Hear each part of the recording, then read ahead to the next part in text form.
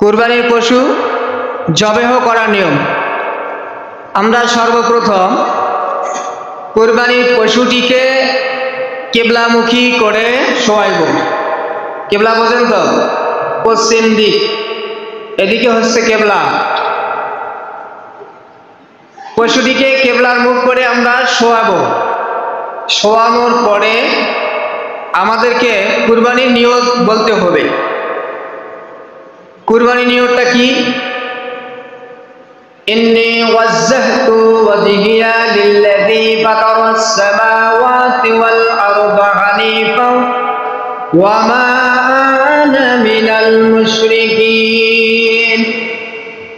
ইন্নাস সালাতি ওয়া নুসুকি ওয়া মাহইয়ায়া ওয়া মামাতি লিল্লাহি রাব্বিল আলামিন ওয়া বিযালিকা উমিরতু ওয়া আনা মিনাল মুসলিমিন। আল্লাহুম্মা মিনকা ওয়া লাকা। এই নিয়তটা আমরা করব। কুরবানির পশু শোয়ানোর পরে জবেহ করার পূর্বে এই নিয়তটা আমরা করব। করার পরে কি করবেন?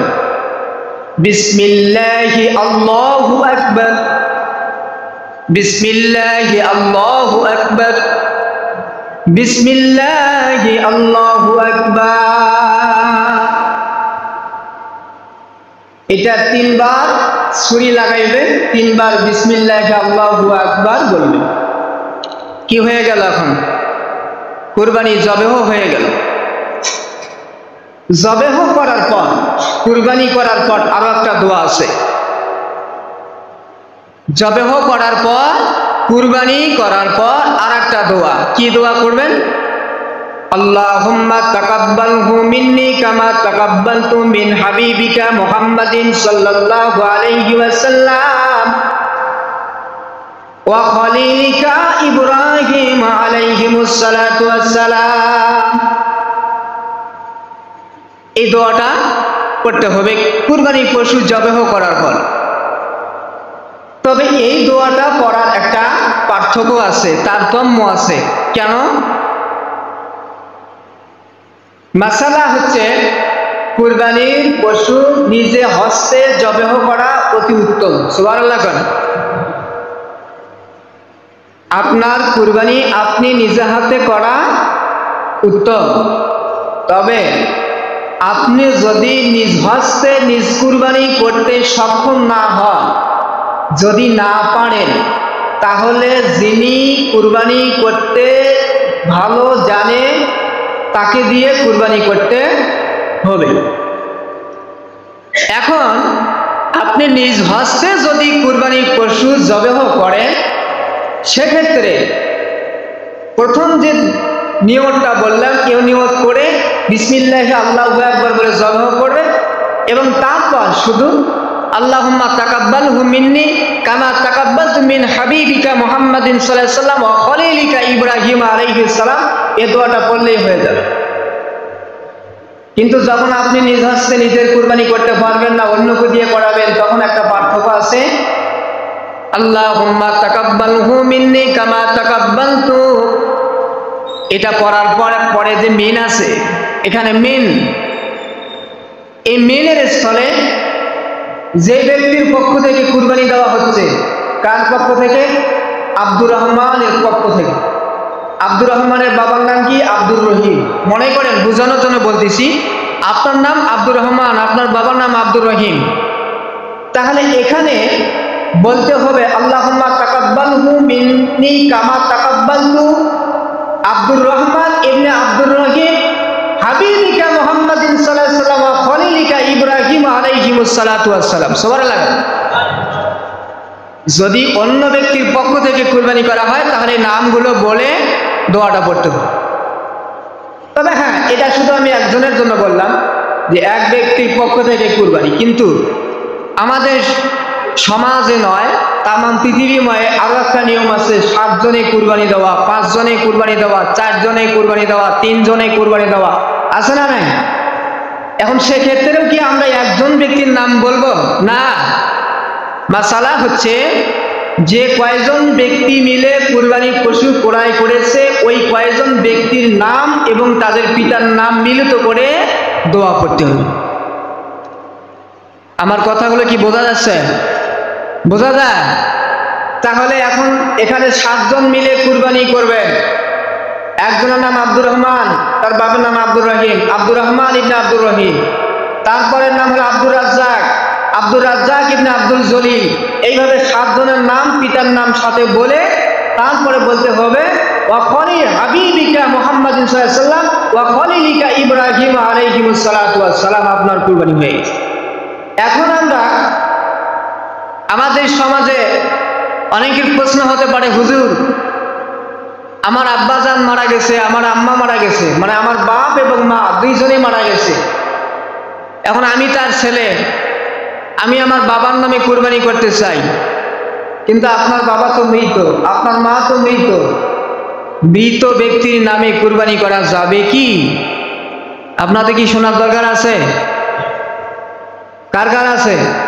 সবাই বলেন, শোনার দরকার আছে? মৃত ব্যক্তির নাম এর সঙ্গে জীবিত ব্যক্তির নাম মিলিত করে কুরবানি দেওয়া জায়েজ আছে। তবে এখানে সুন্দর একটা কথা হচ্ছে, মৃত ব্যক্তি এবং জীবিত ব্যক্তির নাম মিলিত করে যে আপনি কুরবানি করলেন, এই কুরবানির গোশত আপনারা নিজেরা কেউ খাইতে পারবেন না। ভালো করে শুনেন, মৃত ব্যক্তির নামের সঙ্গে জীবিত ব্যক্তির নাম মিলিত করে কুরবানি করা জায়েজ আছে, তবে ওই কুরবানির গোশত যারা কুরবানি করলো তারা খাইতে পারবে না। এটা এতিম, অসহায়, দরিদ্র মানুষের মাঝে ডাইরেক্ট বন্টন করে দেবে। কথা বোঝা গেল? করতে পারবেন, তবে নিজে খাইতে পারবেন না, এটা একবারে বন্টন করে দিতে হবে এতিমদের মাঝে। এগুলো আমাদেরকে খেয়াল রাখতে হবে।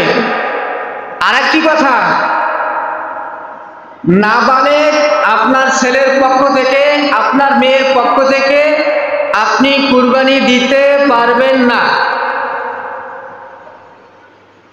ছেলে মেয়ের পক্ষ থেকে আপনি কুরবানি দিতে পারবেন না যতক্ষণ না আপনার ছেলে মেয়ে বালেগ না হয়েছে। বালেগ বলতে কি বোঝায়? প্রাপ্ত বয়স্ক না হওয়া। প্রাপ্ত বয়স্ক না হওয়া পর্যন্ত তার পক্ষ থেকে কুরবানি দেওয়া যাবে না। এখানে আরেকটা বিষয় সাবধান রাখতে হবে যে আপনার সন্তান বালেগ হওয়ার আগে, বালেগ হওয়ার পূর্বে যদি অনেক সম্পদের মালিক হয়, অনেক টাকার মালিক হয়, এখন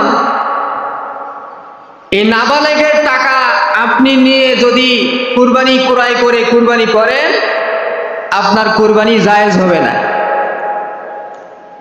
যেহেতু নাবালেগের পক্ষে কুরবানি দেওয়া ওয়াজিব নয়, সেহেতু নাবালেগের টাকা পয়সা ধন সম্পদ নিয়ে কুরবানি কিনে কুরবানি করাও জায়েজ নয়। এটা সাবধান।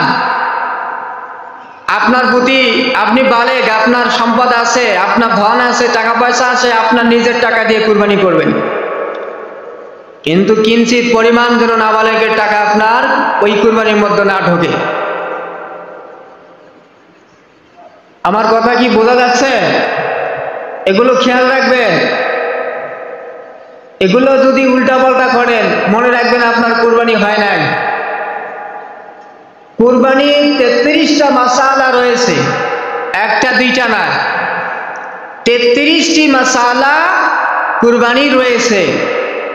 তার মধ্যে একটাও যদি উল্টাপাল্টা করেন, কুরবানি কারো জায়েজ হবে না। এখন দেখেন আরেকটা বিষয়, আপনি কুরবানি করার জন্য কুরবানির জন্তু 1 সপ্তাহ আগে ক্রয় করছেন, 7 দিন আগে কিনে নিয়ে আসছেন, একদিন হঠাৎ করে আপনার ঘর থেকে কুরবানির পশু হারায়া গেল, চুরি হয়ে গেল, এখন আপনি কি করবেন? এ মাসালা জানার দরকার আছে কিনা? হয় কি হয় না এরকম?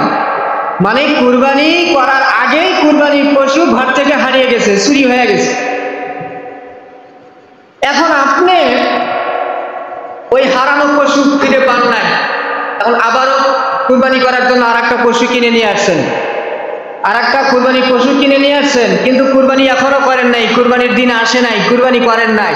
এই পশু কিনে নিয়ে আসলেন দ্বিতীয়টা, এটা কুরবানি করার আগে পূর্বের হারানো পশুটা ফিরে পাওয়া গেছে। সুবহানাল্লাহ। যেটা আগে হারিয়ে গেল, এটা কুরবানি করার আগে ওটা আপনি ফেরত পাইলেন। এখন আপনি কি করবেন? আগেরটা কুরবানি করবেন না পরেরটা করবেন, নাকি দুটাই করবেন, নাকি একটাও করবেন না? এই যে চাচা বলছে দুটাই করা লাগবে, কিন্তু এখানে মাসালা হচ্ছে যদি আপনি ধনী হন, যদি আপনি ধনী হন, ধনবান হন, টাকাওয়ালা, ধন সম্পদওয়ালা হন, তাহলে পূর্বে যেটা ক্রয় করেছিলেন হারিয়ে গেল, আবার ফেরত পাইলেন, পরে যেটা কুরবানি করার জন্য কিনলেন, আপনার জন্য পূর্বেরটা এবং পরেরটা দুইটাই কুরবানি করতে হবে।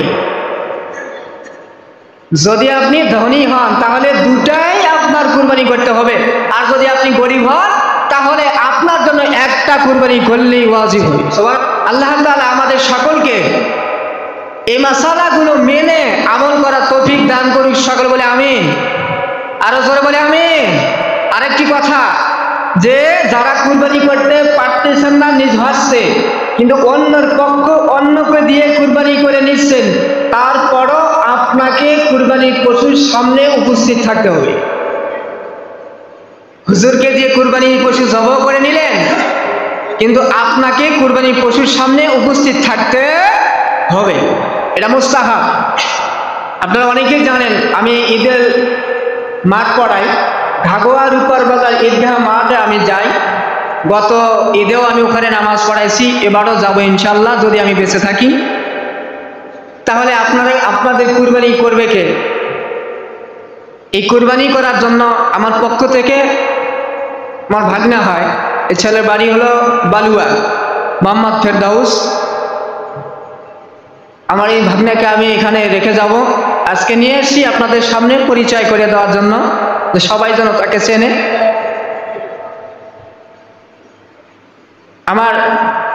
আপনারা মাঠের নামাজ পড়বেন, মামাকে সাথে নিয়ে যাবেন, সাথে নিয়ে আসবেন। আপনারা একজন নিজ দায়িত্বে কোন কোন বাড়িতে আগে যাবেন না যাবেন সাথে করে নিয়ে যায় কুরবানি পশু কুরবানি করে নেবেন। যদি কারো ভালো লাগে 100-200 টাকা হাদিয়া তার হাতে দিতে পারেন।